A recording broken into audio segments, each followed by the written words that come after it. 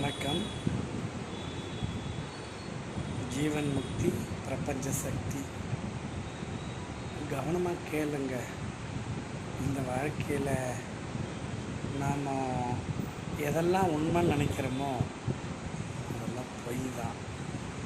எதெல்லாம் பொய்ன்னு நினைக்கிறோமோ அதெல்லாம் உண்மை தான். சிறிது காலத்துக்கு அப்புறம் நமக்கு பின்னாடி நம்ம பசங்க, நம்ம பேர பசங்க நம்ம ஃபோட்டோவை மாட்டி அதை வணங்கலாம், ஞாபகம் வச்சுக்கலாம். 2 ஜென்ரேஷனுக்கு அப்புறம் இதெல்லாம் இல்லாத போயிடும், மாறிடும். ஏன்னா எனக்கு எங்கள் தாத்தாவை தெரியும், அதுக்கு தாத்தாவுக்கு அப்பாவை கூட தெரியும். ஆனால் அதுக்கு மேலே அவங்க அப்பாவை தெரியாது. இப்படி நம்ம பேசிக்கிறப்ப சொல்லலாம் 7 பிறவி இப்படியெல்லாம். ஆனால் இதெல்லாம் மறந்துடுவாங்க மக்கள். நம்ம இருக்கிற வீடு மாறிடும், நம்ம வச்சுங்கிற கார் மாறிடும், நம்ம நண்பர்கள் இருக்க மாட்டாங்க, இது எல்லாமே மாறிடும்.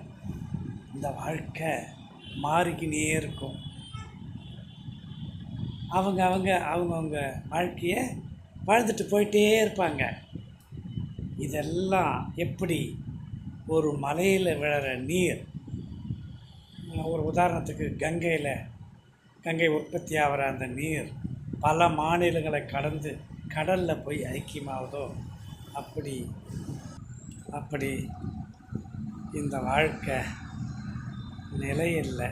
ஆனால் நான் சாதித்தேன், நான் பல கோடி சம்பாதிச்சேன், நான் இப்படி வாழ்ந்தேன்னு சொல்கிற யாருமே உங்களுடைய பெருமைகள் கூட அழிஞ்சிடும். ஏன்னா அந்த பெருமைகள் கூட நிற்காது சமுதாயத்தில்.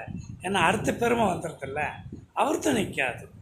ஆக உன்னுடைய பெருமைகள் உண்மை இல்லை, உன்னுடைய துக்கங்களும் உண்மை இல்லை. நீ வாழ்ந்த வாழ்க்கையவே மறந்து போயிடும் இந்த உலகம். அப்போ நீ இருக்கும்போது இந்த நிமிஷம் ஆனந்தம், இந்த நிமிஷம் அனுபவிக்கிறதுக்கு. அப்படி ஒவ்வொரு நிமிஷத்தையும் ஆனந்தமாக கழியுங்கள். கோபம், விருப்பு, வெறுப்பு அற்று, மற்றவரை ஏமாற்ற குணம் இல்லாமல், ஏமாறவும் இல்லாமல், பணிந்து உயர்ந்து அமைதியாக வாழணும். ஏன்னா இதுதான் உண்மை. இந்த உண்மையை புரிஞ்சுக்குங்க. வாழ்த்துக்கள். உங்கள் சிவமூர்த்தி.